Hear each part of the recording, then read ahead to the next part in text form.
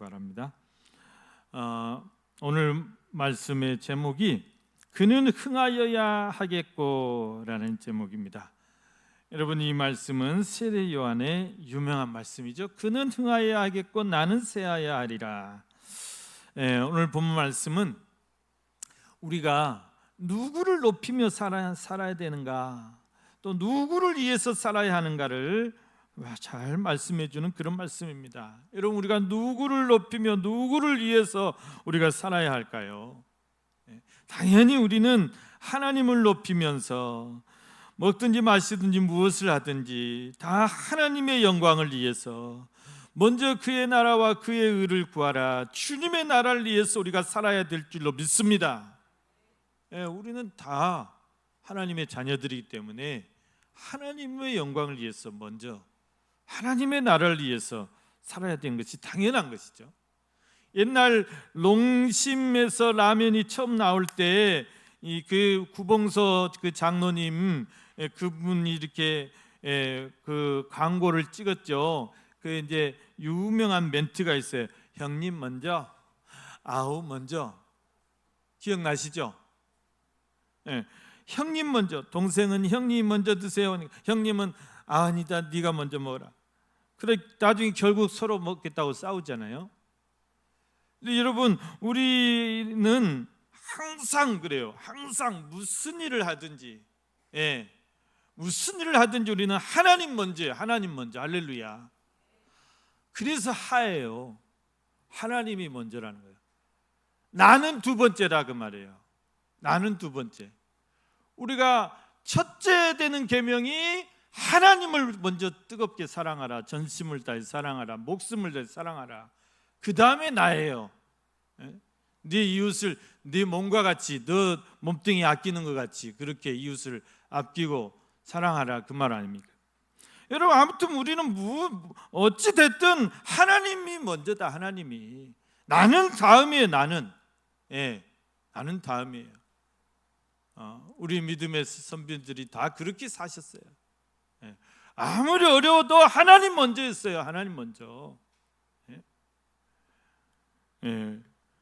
우리가 하나님을 높이고 하나님 나라를 위해서 사는 것이 우리 믿는 자의 당연한 도리고 하나님의 자녀된 자들로서 당연한 본분이라는 것입니다. 그래서 여러분, 누가 내 삶의 주인인가를 잘 알아야 돼요. 누가 주인공인가를 잘 알아야 돼요. 오늘 본문에서 이 세례 요한이란 분은 정말 주인공이 누구인가, 누가 내 삶의 주인인가를 정확히 알고 있었던 분이셨던 것 같아요. 여러분, 세례 요한은 굉장히 잘 나가시는 분이었어요. 제사장의 아들로 태어났다 그랬습니다. 당대 여러분, 이스라엘 사회에서 제사장이라고 하면 가장 최상류층, 지금도 마찬가지예요. 다 그 제사장의 후손들이 이스라엘 사회를 다 지배하고 있어요. 여러분, 시커먼 도포 입고 다니는 사람들, 다 그 사람들이 사두개인의 후손들, 사독 제사장의 후손들이에요. 그러니까 이 세례 요한도 그 당시에, 예수님 그 당시에 제사장 아들, 사가랴의 아들이었어요. 그러면 모든 것이 다 보장되고 안정된 그런 삶을 살 수 있는 그런 사람이었어요. 화려한 성전에서 화려한 옷을 입고 얼마나 편안하게 살 수 있는 그런 사람이었어요. 그런데 세례 요한은 그런 모든 특권을 다 포기했어요. 안정된 자기 삶을 다 그냥 분토같이 여기고 화려한 성전을 떠나서 광야로 들어갔다고 그랬습니다. 광야, 쿰난 공동체로 들어갔어요. 그래서 거기서 평생을 메뚜기를 잡아먹고 석청을 따먹고 약대토롯을 입고 동굴에서 생활했어요. 철저한 금욕생활과 철저한 경건생활과 철저한 지도생활과 철저한 말씀생활과, 그러면서 광야에 외치는 자의 소리가 됐다 그랬습니다. 뭐라고 외쳤습니까? 회개하라, 회개하라. 이 독사의 자식들아, 화인 맞은 자들아, 회개하라. 화 있을진저 회개하라. 그 당시에 얼마나 제사장들이 썩었습니까? 예루살렘 성전이 썩었습니까? 성전에서 장사하고 그 리베이트를 제사장들이 챙기고.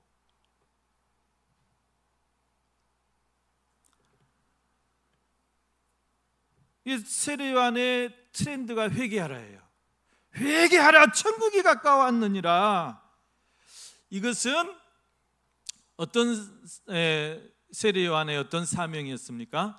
주의 길을 예비하는 사명이었어요. 주님이 오실 길을, 그 첩경을 예비하는 것이 세례 요한의 사명이었어요. 세례 요한이 이 세상에 오신 목적이었어요. 여러분, 세례 요한은 예수님으로부터 어떤 평가를 받으시냐면 여자가 낳은 자 중에 가장 큰 자라는, 우리는 가장 큰 자 하면 아브라함, 때로는 모세 이렇게 생각하죠. 예수님 그게 아니에요. 아브라함보다 더 큰 자, 모세보다 더 큰 자, 그거 세례 요한이라는 거예요. 세례 요한은 평생을 자신을 위해서 산 것이 아니고 주님이 오실 길을 예비할, 주님을 위한 삶을 살았기 때문입니다. 그래서 예수님이 그렇게 세례 요한을 높이 평가한 거예요. 예수님만 그렇게 인정한 것이 아니라 이스라엘의 모든 사람들이 세례 요한을 그렇게 존경했어요. 큰 스승으로 여겼어요. 심지어는 그 악한 헤롯 왕까지도, 그 믿음 없는 그 헤롯 왕까지도 세례 요한을 두려워했다고 그랬어요. 세례 요한의 그 영성이 워낙 깊으셔가지고 거기서 그 품어져 나오는 그 영성에 눌린 거예요. 본디오 빌라도가 예수님을 신문할 때 그 예수님의 그 충만한 신성에 주눅들어 귀가 눌려가지고 아무 소리 못했던 것처럼, 오늘 저와 여러분이 정말 그렇게 하나님의 그 영으로, 영성으로 충만하신 그런 저와 여러분 되시기를 또 축원합니다. 여러분, 이처럼 세례 요한은 당대의 가장 영성이 깊은 분으로서, 영성의 대가로서 명성을 그렇게 얻으면서 이 세례 요한이 하신 일이 뭐냐? 많은 사람들이 예수님께로 돌아올 수 있도록, 하나님께로 돌아올 수 있도록 무엇을 했냐면 세례를 베풀었다고 그랬어요. 세례를, 요단강에서 세례를 베풀었어요. 이 세례라는 것은 여러분 물로 씻는 것이란 말이죠. 그래서 이 물로 내가 이렇게 이제 물속에 들어가요. 물속에. 원래 이제 세례는 이렇게 물에 잠기는 예식입니다. 그래서 이제 물속에 들어가서 나는 주와 함께 죽고 해요. 죽고. 그리고 내가 다시 나오면서는 새 사람이 돼서 새로운 피조물이 돼서 나오는 것이 세례의 의미인데, 그래서 그 당시에 그렇게 하나님에게서 떠난 그 백성들을 회개의 세를, 백성들에게 회개의 세를 베풀므로써 많은 사람들이 자신들의 죄를 회개하고 다시 하나님께로 돌아오게 하는 이 일에 전심전력한 거예요. 그게 이제 오실 주님을 예비하는 길이 그 사명인 것이죠. 그래서 심지어는 군인들조차도 세례 요한에게 와서 막 세례를 받기 위해서 몰려왔다고 그랬어요. 그런데 여러분, 어느 날부터인가 이 갈릴리 나사렛에서 예수라는 청년이 혜성처럼 등장하게 됩니다. 혜성처럼 등장하게 돼요. 그런데 이제 그래서 이제 그 예수님이 자기가 누리고 있던 그런 인기를 점점 조금씩 잠식해 들어가는 거예요. 나중에는 어떻게 됩니까? 나중에는 예수님의 인기가 더 많아졌다 그랬어요. 그래서 이 시간이 지날수록 예수님께 세례를 받으러 가는 사람이 더 많은 거예요.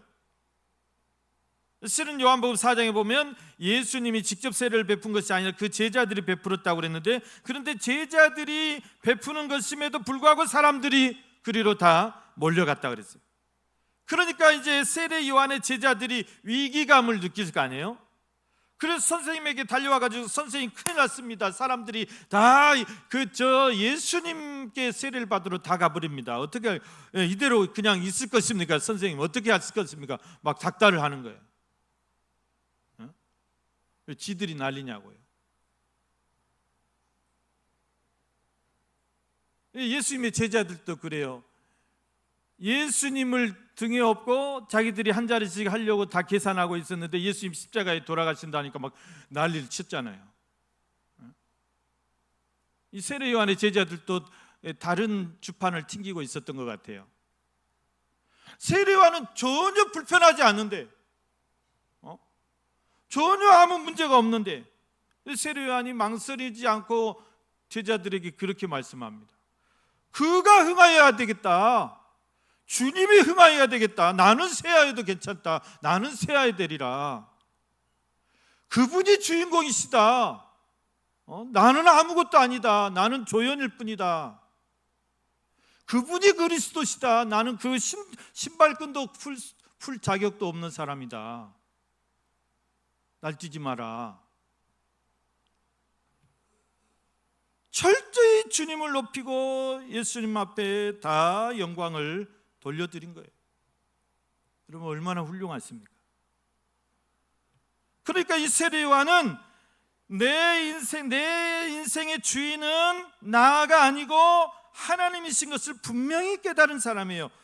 이 세상의 주인공은 내가 아니고, 내가 아무리 지금 인기가 이렇게 많아도 내가 주인공이 아니라 내 뒤에 오시는 예수님, 세상 죄를 지고 가는 그 어린 양, 그 예수님이 주인공이시고 그분이 영광을 받아야 된다. 그분이 구원자시, 그분이 그리스도시라는 거예요. 나는 그분의 종일 뿐이다. 나는 앞서지 않겠다는 것입니다. 그분 앞에 앞서지 않겠다. 저도 이제 앞서지 않을 것입니다. 계속 뒤에서 누가 안 왔나 볼 거예요. 여러분 우리가 주님보다 앞서서는 안 돼요. 하나님의 영광을 내가 가로채려고 해서도 안 돼요. 내가 더 인기를 누려서도 안 돼요. 모든 영광을 하나님께 돌려야 돼요. 주님이 잘 되는데 왜 배가 아파요? 그 사탄의 자식들이지. 교회가 잘 되는데 왜 배가 아파요? 하나님의 나라가 확장돼 가는데 왜 배가 아파요? 더 우리가 더 못해서 안타깝고 죄송할 뿐이지. 교회를 위해서 내가 더 못해서 더 가슴을 쳐야지. 그러면서 오늘 말씀해 보면 결혼식장의 비유를 하는데, 여러분 마치 결혼식장에서 하객으로 온 친구나 지인이 신랑 신부보다 더 빛나, 막 더 멋있어, 더 화려한 옷을 입고 왔어. 그래서 사람들의 시선이 그 사람한테 다 뺏겨. 그럼 돼요, 안 돼요? 안 돼요. 결혼식장에 지금 오늘 주인공이 누군데요? 오늘 주인공이 신랑 신부란 말이에요. 왜 지가 설치냐고요? 아무리 자기가 인기 많아도, 아무리 자기가 잘생겨서, 아무리 멋있어도 그냥 막 숫댕이를 바르고 와야죠. 그런 사람을 우리는 뭐라고 그래요? 결혼식장에서 막 자기가 신랑 신부보다 더 잘난 체 하는 사람을 그걸 민폐라고 그래. 민폐, 먹튀. 먹튀 아니 민폐. 아무튼 그런 사람들은 그냥 못 오게 해야 돼요. 여러분 내 인생의 주인을 분명히 하셔야 돼요. 내 인생이 내가 주인이 아닙니다. 내 인생의 왕좌에서 나는 내려오고 나는 주님의 종입니다. 주님이 내 인생의 주인이십니다. 주님을 딱 앉히시면 모든 것이 편안해져 버려요. 질서가 잡히고 평안해지고 나는 그 주님의 분부대로 순종하기만 합니다. 그런데 쥐뿔도 없으면서, 쥐뿔도 모르면서 자기가 다 결정하고 자기가 마음대로 하고 우왕좌왕 엉망진창, 그래서 인생이 그런 거예요. 주님을 모시지 않은 인생이 다 그런 거예요.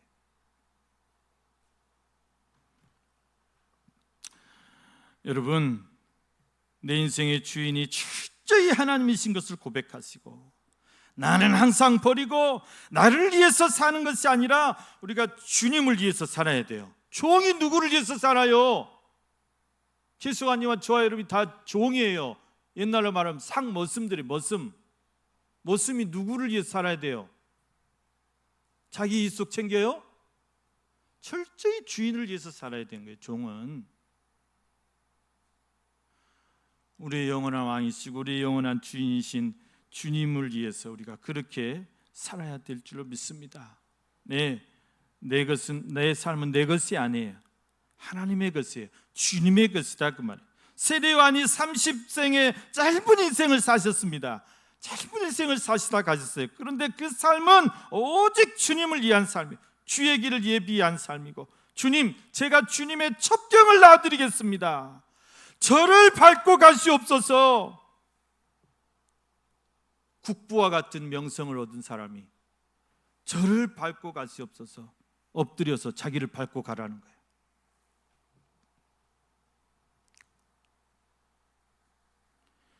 철저히 주님을 위해서 나를 포기하고 나를 부인하고 주님께 모든 것을 불태워드렸던 그런 아름다운 삶 아닙니까? 우리 옛날 어머니들이 그렇게 살으셨던 것 같아요. 어머니들이, 여자의 일생, 여자는 시댁에 시집 온 순간부터 자신의 삶은 없어. 자신의 삶은 다 어디다가 넣어놔야 돼.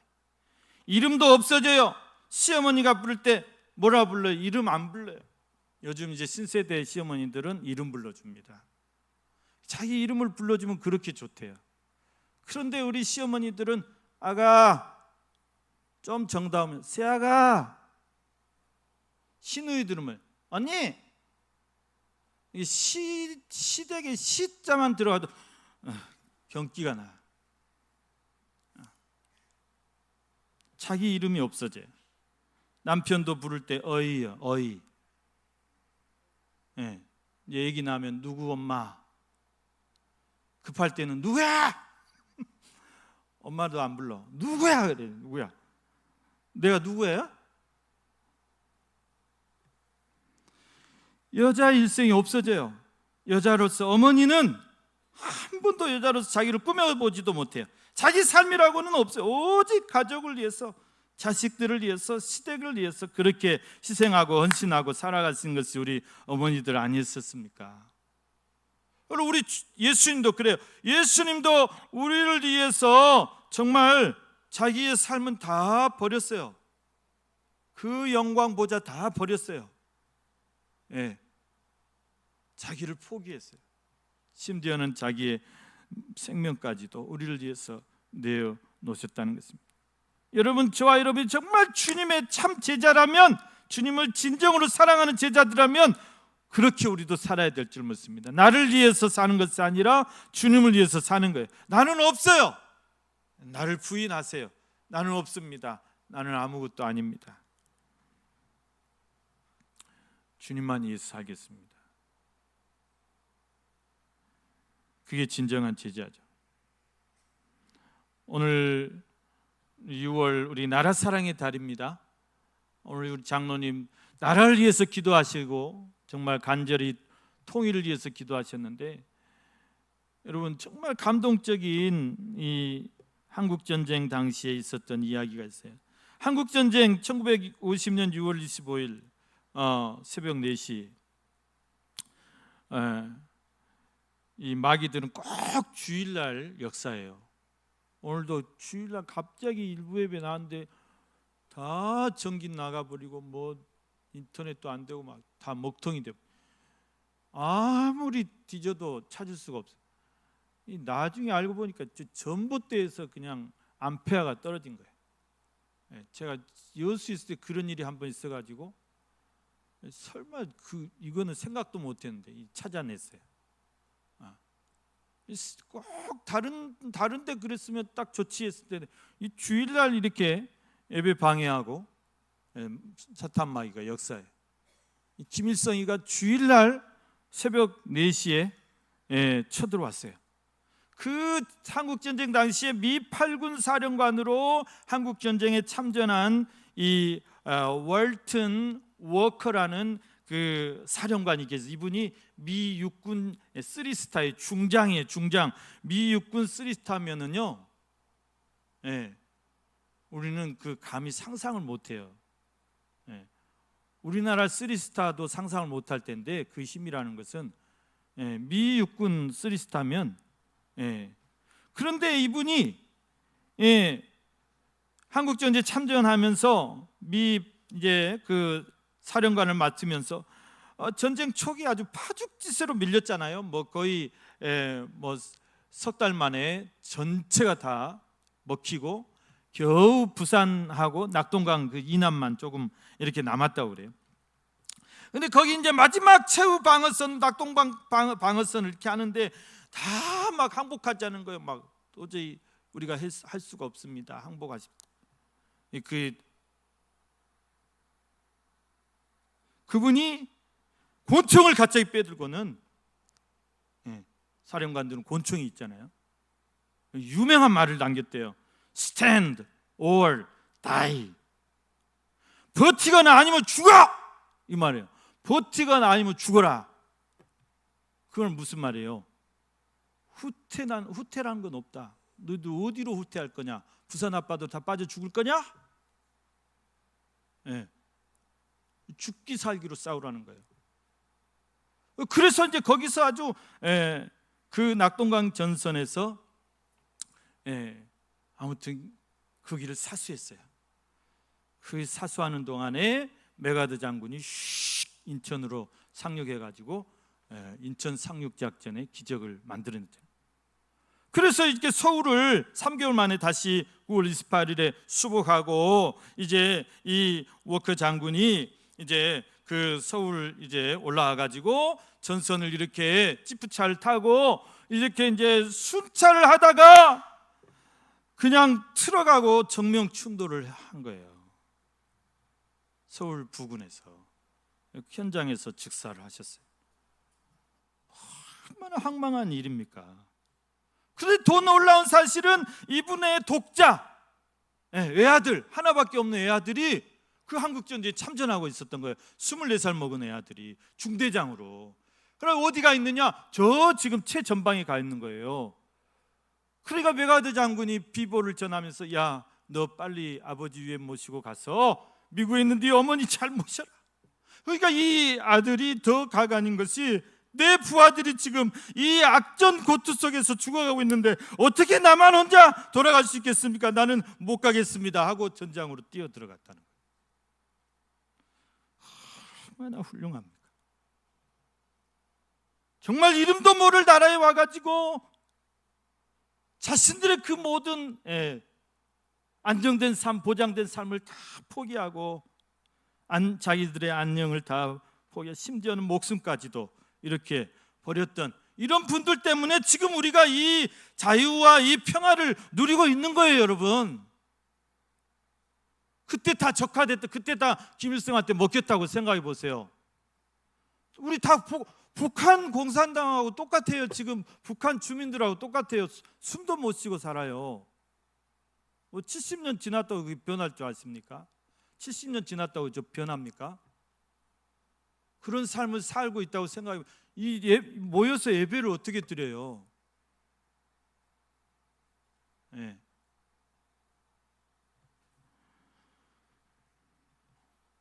자신의 삶을 다 포기하고 다 희생하고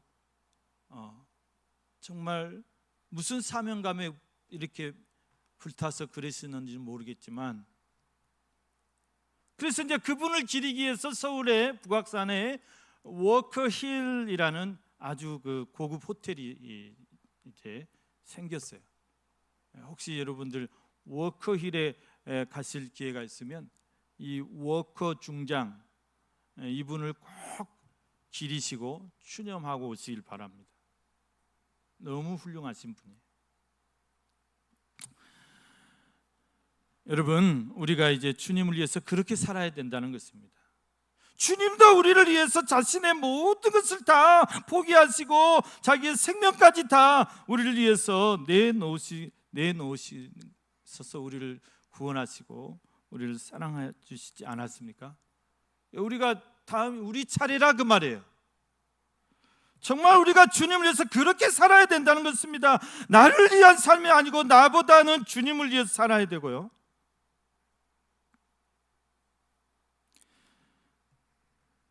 주님을 위해서라면 나의 가장 귀한 것, 내가 가장 아끼는 것까지 내어드릴 수 있는, 포기할 수 있는 그런 삶을 우리가 살 때 하나님 앞에 영광된 삶을 살 줄 믿습니다. 마태복음 6장 33절에 보면 너희는 먼저 그의 나라와 그의 의를 구하라. 그리하면 이 모든 것을 너희에게 더하시리라. 우리가 이 땅에서 잘 살기 위해서 모든 것을 더 많이 받기 위해서 우리가 그의 나라를 위해서 살라는 것이 아니라 먼저 하나님이 그렇게 뒤에 것은 그렇게 주시든지 안 주시든지 그것은 둘째 문제고, 주시든지 안 주시든지 우리는 우리의 당연한 자녀된 도리로서 먼저 아버지를 이해해야 되고 아버지를 생각해야 되고 아버지 뜻에 순종해야 되고 우리 삶의 모든 우선순위가 하나님 제일주의로 살아가야 된다는 거예요. 여러분, 항상 하나님 먼저입니다.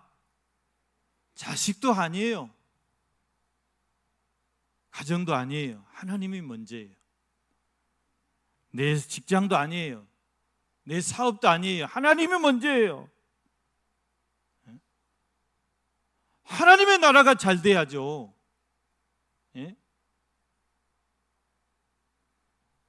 내 가정도 아니에요. 우리 교회가 잘 돼야죠. 교회가 부흥해야죠.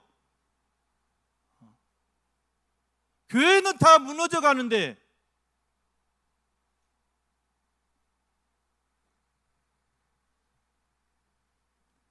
저와 여러분이 정말 하나님의 나라가 부흥하는 데 쓰임받는 그런 하나님의 사람들 되시기를 간절히 축원합니다. 우리가 그렇게 살아야 돼요. 하나님 먼저예요. 정말 아버지 먼저. 사랑하는 우리 성도 여러분, 오늘 우리 세례 요한을 기억하시면서 우리가 그렇게 저와 여러분이 이 시대에 정말 하나님의 나라가 잘 되기 위해서, 하나님의 나라가 부흥하기 위해서, 우리 충혈교회가 부흥하기 위해서 그렇게 힘쓰시고 그렇게 우선적으로 먼저 주의 나라를 위해서 힘쓰는 우리 성도님들이 다 되시기를 주님의 이름으로 간절히 축원합니다.